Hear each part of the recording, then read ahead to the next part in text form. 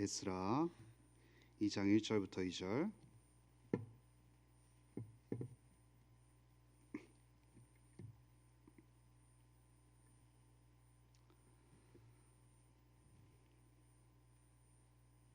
다 찾으신 줄 알고 교독하겠습니다.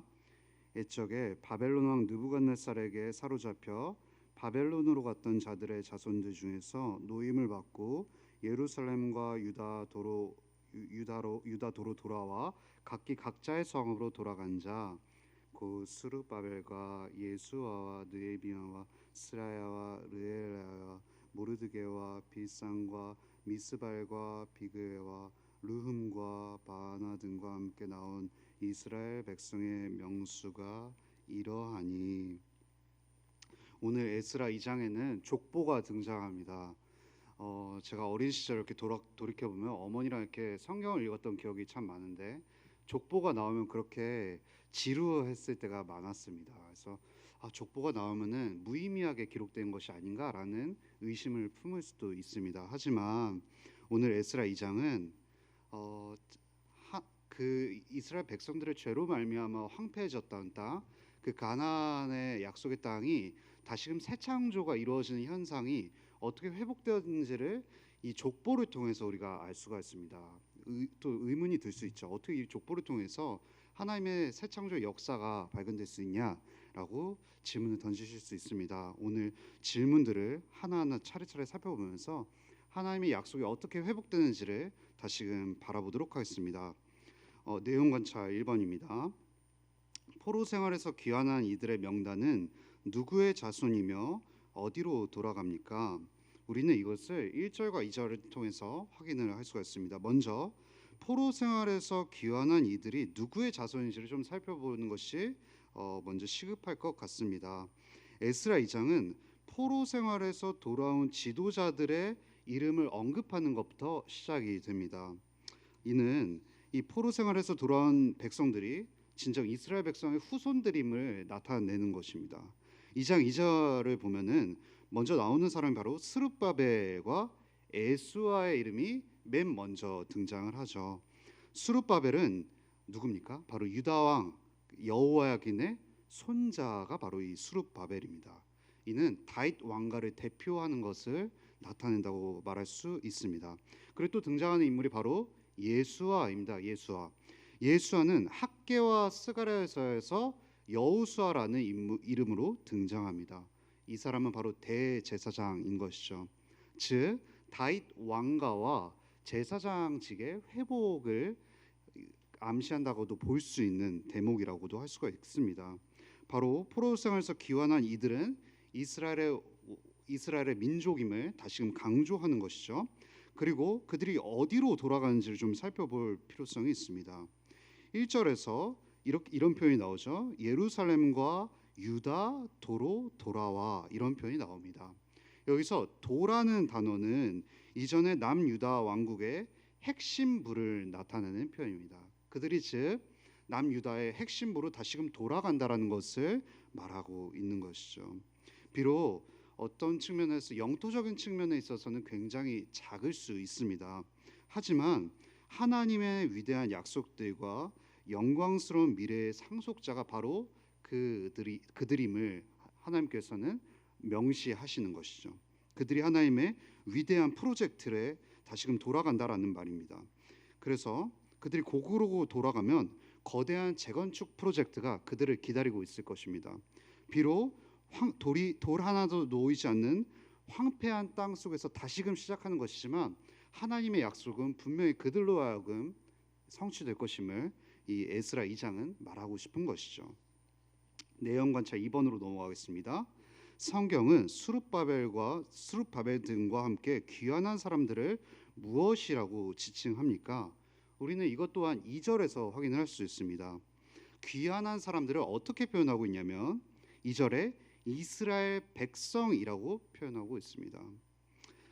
포로 생활 이전의 이스라엘 국가와 명백하게 연결됨을 이 2절은 말을 하고 싶은 것이죠.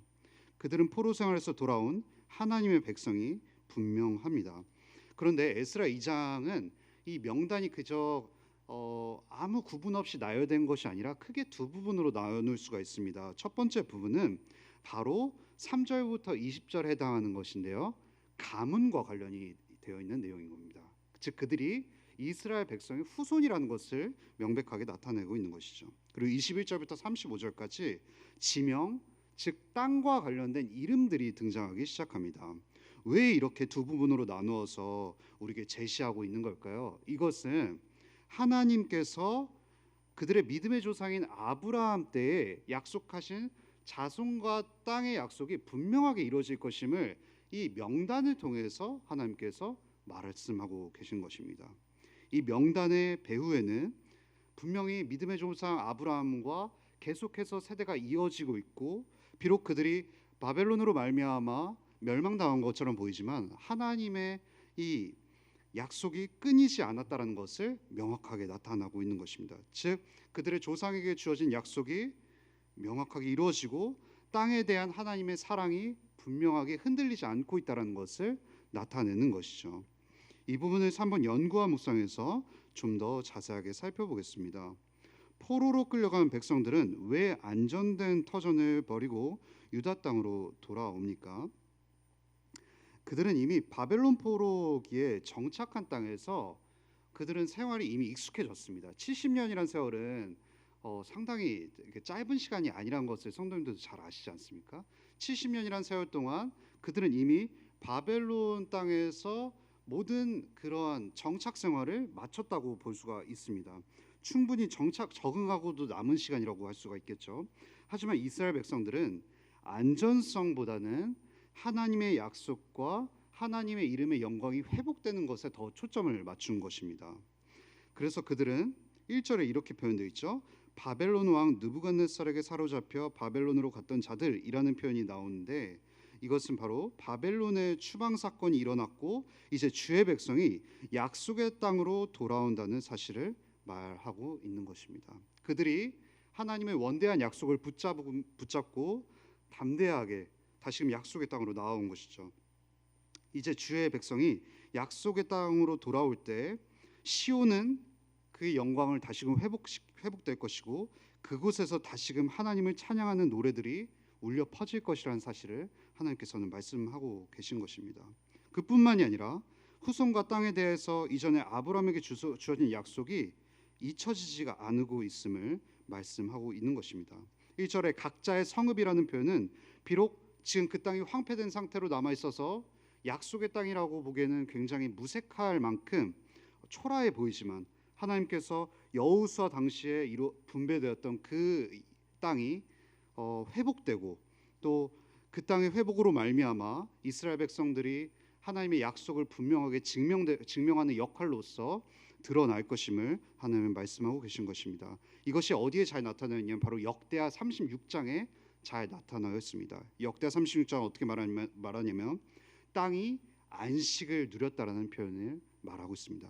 즉 그 땅이 진정한 안식을 누림으로 말미암아 하나님께서 그들을 얼마나 돌보시고 섬세하게 살피셨는지를 나타내고 있는 것이죠. 이제 그들은 새로운 국면으로 접어들게 된 것입니다. 하나님의 새 창조를 경험하는 백성들로서 새로운 시대로 나아가고 있는 것이죠. 4번 느낀 점으로 가보겠습니다.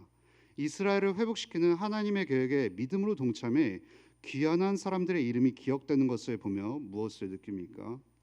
포로 생활에서 돌아온 이들 대부분의 이름은 바로 이 예스라 2장 성경에 기록되어 있습니다. 포로 생활에서 돌아온 그 사람들은 단순히 무명으로 남겨진 백성들이 아니었습니다. 70년의 세월 동안 익숙해진 바벨론에서 세상의 이름을 추구하며 살아갈 수 있었습니다.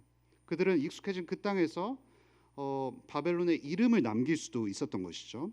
하지만 조금 더 편안하고 단순한 생활처럼 보이는 그 삶을 포기하고 약속의 땅이라고 하는 황폐함 속에서 개척을 시작하는 곳으로 나아간 것입니다. 왜냐하면 세상의 이름을 추구하기보다 하나님의 이름의 회복을 그들은 꿈꿨던 것입니다.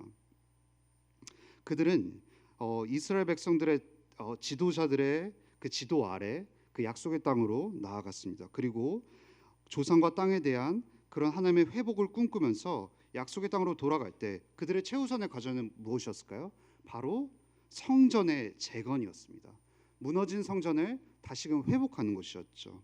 이것은 단순히 건물을 세운다는 의미에 머물러 있는 것이 아니라 하나님의 예배를 회복한다는 의미에 초점이 맞춰져 있습니다.